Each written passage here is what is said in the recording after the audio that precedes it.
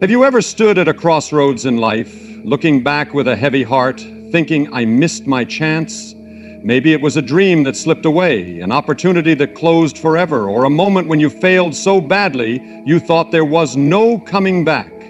Maybe you're sitting here today feeling the weight of regret, disappointment, or even despair, wondering if God's plan for you is over. You're not alone. Each one of us has faced those seasons, the silent battles with what might have been, the painful reminders of doors that didn't open or relationships that were broken beyond repair. But what if I told you that what feels like an ending is actually the beginning of something new? What if the very moments you consider lost are, in God's eyes, still wide open? The truth is, God's timing isn't ours. His grace covers every failure, and His power to restore is greater than any setback. When we think we've missed our chance, God whispers, it's not over. Today, let's explore together why your story is far from finished and how God's perfect plan is still unfolding in your life. One of the most difficult things to grasp in the Christian walk is the concept of divine timing. As human beings, we live according to the clock and calendar. We measure progress by hours, days, months, and years. When something we hoped for doesn't come to pass in the time frame we expected, we tend to conclude that the opportunity is gone. We think we've missed it, that it's over, that maybe God's will was never in it, or worse, that we've somehow disqualified ourselves from His plan. But Scripture paints a different picture, one where God is never rushed, never delayed, and never caught off guard. His timing is perfect, even when it seems inconvenient, confusing, or painfully slow. God operates on a divine timeline that often conflicts with our earthly expectations. In Peter 3:8, we are reminded that with the Lord 1 day is as 1,000 years, and 1,000 years as 1 day. This is not just poetic language, it's a truth that calls us to release our dependence on immediate results and instant gratification. God is not obligated to follow our schedules. Instead, He prepares both the path and the person for His purpose, and that process often requires time. Consider Abraham and Sarah. God promised them a child, but it took decades for that promise to be fulfilled. Along the way, they doubted, they made mistakes, and they even tried to help God by taking matters into their own hands. But their delay did not void God's plan. It only revealed that God's promise was never dependent on human perfection, but on divine providence. The child of promise, Isaac, came at the appointed time, not when Abraham wanted, but when God knew it was best. We see this pattern again in the life of Joseph. Betrayed by his brothers, sold into slavery, and imprisoned unfairly, it would have been easy for him to believe that he had missed his chance. But God was orchestrating every step. The very things that looked like detours were part of the design to bring Joseph into a position of influence and redemption at exactly the right moment. When the famine came, Joseph was in place, not a moment too soon or too late. Even Jesus, the Son of God, did not begin His public ministry until the age of 30. For years He lived in relative obscurity, working as a carpenter, yet when the time came, He stepped into the calling that had always been His. Galatians 4:4 says, "But when the fullness of the time had come, God sent forth His Son." God didn't send Jesus early. He sent Him when the time was full, complete, right for the purpose. Sometimes, what we interpret as a missed opportunity is actually God holding us back until the ground is ready, until our character is formed, until the people we need are in position. In those waiting seasons, it's easy to grow weary, to believe the enemy's lie that it's too late or that we've somehow messed up the plan. But the truth is, delay in God's economy is never without purpose. In our human understanding, failure often feels like the end. When we fall short, miss the mark, or make a wrong decision, the world tells us we've lost our shot. Society defines success by consistency and perfection, and when we fail, we're often left with guilt, shame, and regret.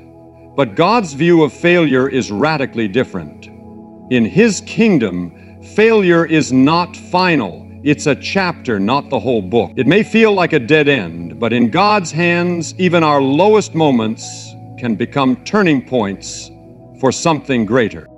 The Bible is a collection of stories about people who failed and were still used by God. Moses murdered a man and fled into the desert. For 40 years he lived in obscurity, surely thinking he had forfeited his destiny. But God wasn't finished with Moses. In fact, those wilderness years were a preparation for leadership. At the burning bush, God didn't mention Moses' failure. He simply called him forward into purpose. What looked like a life of exile was actually a divine training ground. David, a man after God's own heart, committed adultery and arranged a murder to cover it up. His failure was catastrophic. He broke God's law and his own moral compass.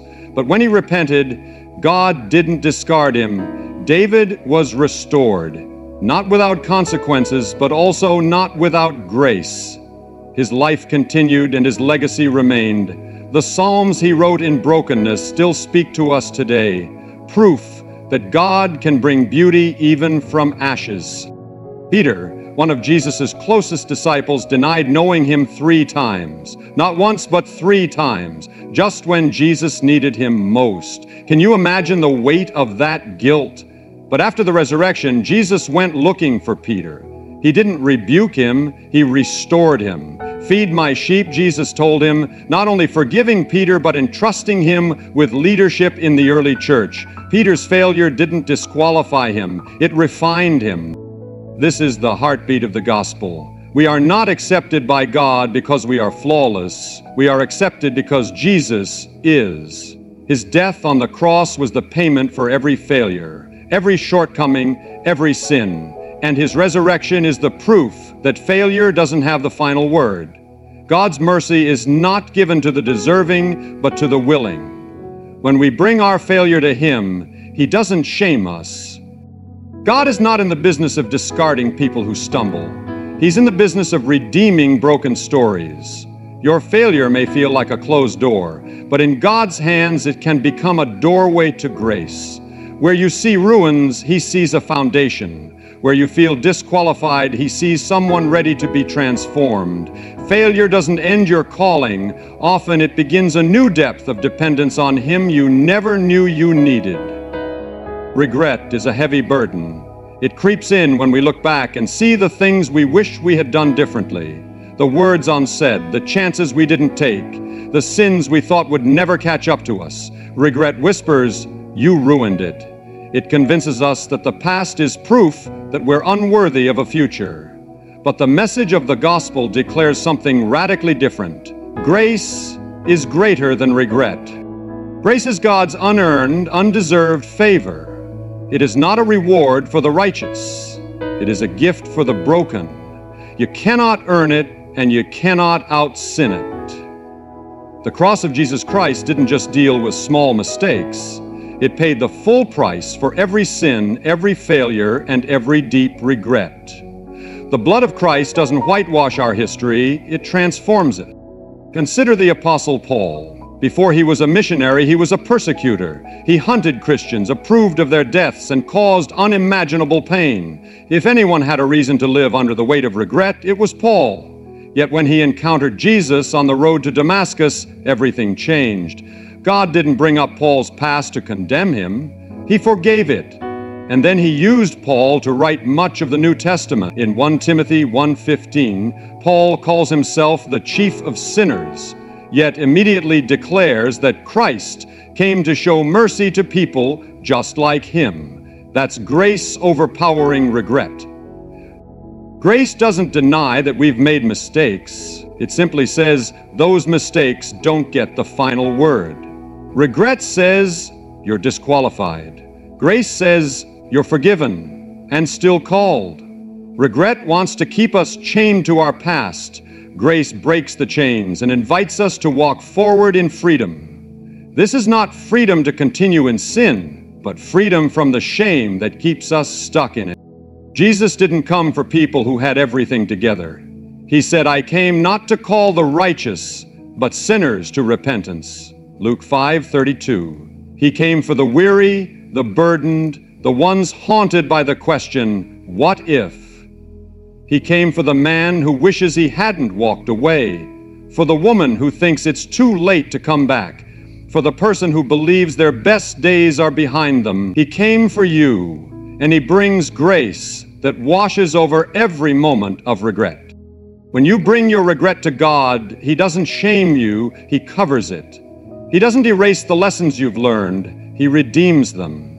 What once brought you pain can now be a platform for his purpose. What once looked like the end of your story can become the beginning of something new. Grace restores, renews, and redefines. It reminds you that with God, your future is never held hostage by your past. In our fast-paced microwave culture, waiting feels like failure. When doors don't open quickly, when prayers seem unanswered, and when opportunities slip through our fingers, we start to believe that God has said no. But delay is not always denial. Often it is a divine pause, a season of preparation, a test of faith, or a redirection towards something greater than we imagined. God doesn't work according to our clocks. His delays are never careless. They are intentional. He sees what we cannot. We see the surface. He sees the whole story. What looks like a missed opportunity may actually be his mercy protecting us from something we weren't ready for, or something that wasn't right for us. Look at the story of Lazarus. When Jesus heard that his friend was sick, he didn't rush to heal him, he waited. From the outside, it looked like indifference. But Jesus said, "This sickness is not unto death, but for the glory of God." John 11:4. When he finally arrived, Lazarus had been dead for 4 days. People were grieving, confused, and questioning why Jesus hadn't come sooner.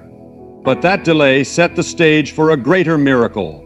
Not just a healing, but a resurrection. What seemed like a denial was actually a setup for something far more glorious. Abraham and Sarah waited decades for a child. Joseph sat in prison for years. The Israelites wandered in the wilderness for 40 years. Each of these delays had a purpose. God was shaping their character, deepening their trust, and aligning circumstances that they couldn't yet see. The wait wasn't punishment, it was preparation. The enemy loves to whisper during the delay, "God forgot you, you missed it, he's moved on." But God never forgets. Isaiah 49:15 says, "Can a mother forget the baby at her breast? Though she may forget, I will not forget you." Your waiting is not a sign of rejection. It is a space where God is still working, behind the scenes, within your heart, and through circumstances you don't yet understand. Sometimes God says wait, because our desires, while not wrong, are not yet ripe. An immature blessing can become a burden if we receive it too early. Just like fruit picked before its season lacks sweetness, a calling stepped into too soon can lead to frustration and burnout. God loves us too much to hand us something before we're ready to carry it. Delay stretches our faith. It forces us to choose between walking by sight or walking by trust. It asks, will you still believe when there's no evidence? Will you still worship when there's no breakthrough? Will you still obey when there's no open door? These moments refine us. They produce patience, endurance, and maturity. There's something powerful and encouraging about the truth that God specializes in comebacks. No matter how far you've fallen, no matter how deeply you've been hurt, rejected, or disappointed, God's hand is still extended, ready to lift you up and set you back on your feet. The story of the gospel itself is a story of comeback. Where death was defeated, hope was restored, and new life was born out of what seemed like the end. Life will inevitably bring setbacks. You might lose a job, face broken relationships, or wrestle with your own mistakes. At times it can feel like the world is telling you your chance is past, that your story is finished. But God's story never ends in failure. He takes what looks like a defeat and turns it into a victory. He breathes life into dry bones, and he makes beauty from ashes. The prodigal son's story is one of the most vivid illustrations of God's comeback power. After wasting his inheritance in reckless living, this young man found himself destitute and broken. He thought his chance was gone. Yet, when he returned home, his father didn't just accept him back, he celebrated. This father's embrace shows us that God doesn't hold our past mistakes against us. Instead, he longs to restore us, to make us whole again, and to give us a fresh. The Apostle Paul's life is another testament to God's comeback power. Once a fierce persecutor of Christians, Paul became one of the most influential apostles, spreading the message of Jesus far and wide. His past failures and sins did not define him. His encounter with grace transformed him into a new creation. Paul's story tells us that no matter how far you've fallen, God can use your life for great purpose. God's power to redeem and restore is not limited by time or circumstance. He is the God of new beginnings, and His mercy runs deeper than any failure or disappointment. When you feel like giving up, remember that with God, your story is not over. Every setback can become a setup for a greater comeback. This truth should fill us with hope and courage. It means that it's never too late to turn back, to try again, or to step into the calling God has for us. No mistake is too big, no fall too hard, and no past too dark for God's comeback power. When we trust Him, He makes all things new, rewriting our stories with grace, purpose, and hope. No matter what you've been through, no matter how many chances you think you've missed, your purpose is still alive. Sometimes life's challenges, mistakes, and detours make us feel like our calling has expired, like the opportunity to fulfill God's plan for our lives has slipped away. But God never forgets His promises, and He never cancels the destiny He has placed inside you. Your life is not defined by past failures, missed opportunities, or seasons of waiting. The moment you are breathing, God is still working. Jeremiah 29:11 reminds us that God's plans for us are plans for hope and a future. That means no matter how dark or difficult the past has been, God's purpose for you remains intact and waiting to be fulfilled. Too often, we measure our worth by what we've accomplished or what doors have opened. But God's calling is not about human achievement. It's about obedience and faithfulness. When you feel like it's too late or that you've wasted too much time, remember that God calls people at every stage of life, from the young to the old.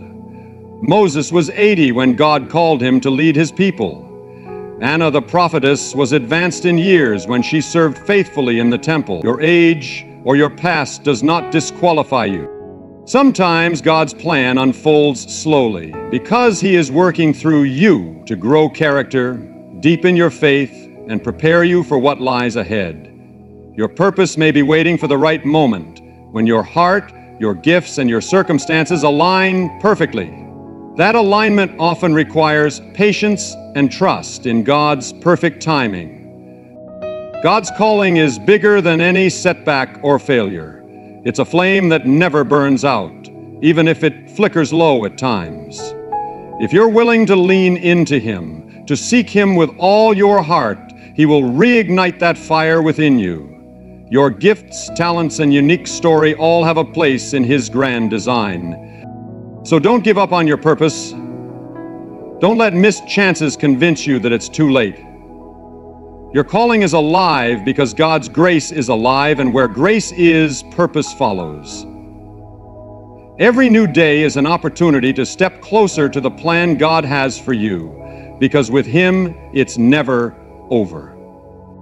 Friends, if you feel today like you have missed your chance, if doors have closed, dreams have faded, or regret weighs heavy on your heart, remember this: God says it's not over. His timing is perfect, and what looks like delay or failure is often the groundwork for something greater. Grace covers every regret, and His mercy is stronger than any mistake. When life brings setbacks, know that God specializes in comebacks. Your purpose is alive, and His plans for you remain steadfast. Don't let the past define you or the fear of missed opportunities hold you back. Step forward with courage, knowing that the God who made you is still at work within you. Your story is far from finished. Trust in His perfect timing, lean on His unfailing grace, and walk boldly into the future He has prepared. Thank you for allowing me to share this message with you today. May you be encouraged, uplifted, and strengthened to move forward with hope. Good luck as you embrace the fresh opportunities ahead, and may God's peace and purpose fill your heart every step of the way. Remember, it's never too late, and with God, it's never over. Thank you, and God bless you all.